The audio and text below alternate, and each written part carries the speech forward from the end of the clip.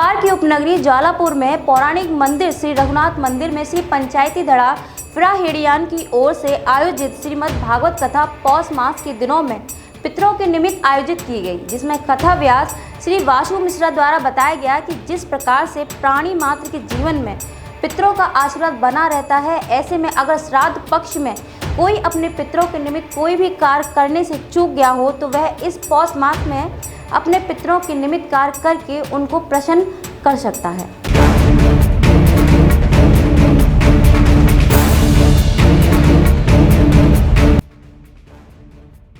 ये आयोजन जो है तीर्थ पुरोहित समाज की ओर से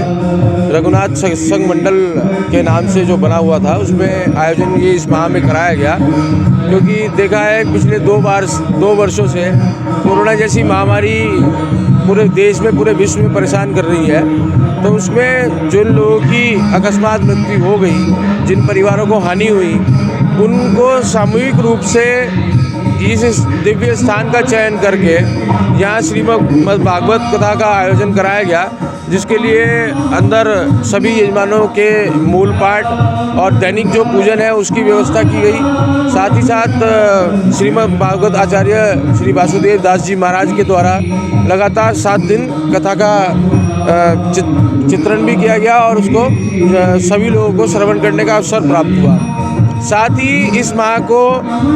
पौराणिक काल से ही पितरों के लिए मुक्ति के लिए भागवत कराने के लिए ही चयनित किया गया है। तो इसी माह में इसीलिए विचार विमर्श करके इसी माह में इस श्रीमद् भागवत कथा का आयोजन किया गया और हमारी यही आशा है कि जो पिछले 2 वर्षों में सामाजिक और जनहानि इस कोरोना के कारण लोगों को हुई, वो आगे अब और ना बढ़े, इस पे यही विराम लग जाए, क्योंकि इन 2 वर्षों में लोगों ने बहुत कुछ खो दिया। तो उन सभी जो हमारे बीच आज नहीं रह गए, उन सभी की मुक्ति के लिए, उन सभी को पूरी मुक्ति मिले, उस के लिए इस विचार करके सभी के लिए अंदर मूल पाठ जो भागवत जी का जो रोज का पूजन होता है, एक प्रधान चौकी बनाकर उस पर पूरा पूजन चल रहा है और सभी के लिए मूल पाठ की व्यवस्था विभिन्न पंडितों द्वारा करी जा रही है। देखिए, हम तो यही चाहते हैं, आपने पूर्व में भी समाज द्वारा किए गए विभिन्न कार्यों को देखा, चाहे वो हरिद्वार में हो, चाहे कनखल में हो या ज्वालापुर में हो, और पुरोहित समाज ने तो विशेषकर जो लोग बाहर से उस काल में आए उनके लिए भी सहयोग किया, उनको भी भोजन यहाँ उपलब्ध कराया। लेकिन हम श्री गंगा जी से, रघुनाथ जी से, श्रीमद् भागवत गीता के माध्यम से ईश्वर से यही बात कह सकते हैं, ईश्वर से यही प्रार्थना कर सकते हैं कि अब जितनी भी महामारी के कारण जो लोगों को नुकसान होना था, अब वो दोबारा ऐसा ना हो।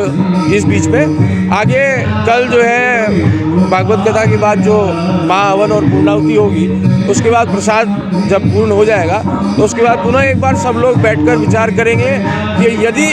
ऐसा कोई खतरा जो एक नया ओमिक्रॉन के नाम से कोरोना का आ रहा है, तो उसमें ज़रूर विचार किया जाए कि हम यहाँ आने वाले आगंतुक यात्रियों के लिए और शहर की व्यवस्था के लिए हम उसमें और अपना क्या सहयोग कर सकते हैं, उस पर ज़रूर सभी लोग बैठ के विचार करेंगे। मैं पहले भी आपको यही बात कहता रहा, हमारे जो समाज की व्यवस्था है वो विभिन्न धड़ों में विभाजित की गई है। उसमें से धड़ा पंचायत फिराहेड़ियान है, धड़ा 651 है, संयुक्त पंचायत है और धड़ा 251 है। इस प्रकार से विभिन्न धड़े हैं हमारे यहाँ,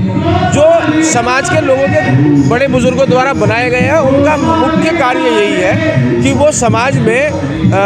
धर्म का प्रचार करें, समाज में लोगों की मदद करें। और सबसे बड़ी बात ये देखिए कि हमारे साथ इतना दैवीय तीर्थ के समान ये स्थान है रघुनाथ मंदिर का कि यहाँ स्वयं रघुनाथ जी बैठे हुए हैं। मैं इसको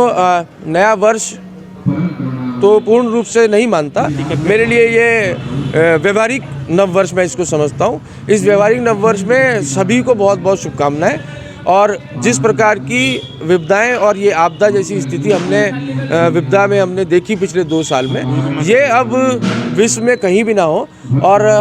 आगामी जो बात है, अगर उसमें कोई ऐसी होती है तो हम सब लोग संगठित होकर उस लड़ाई से लड़ने के लिए बिल्कुल रघुनाथ जी और गंगा जी के आशीर्वाद से बिल्कुल तैयार खड़े हैं।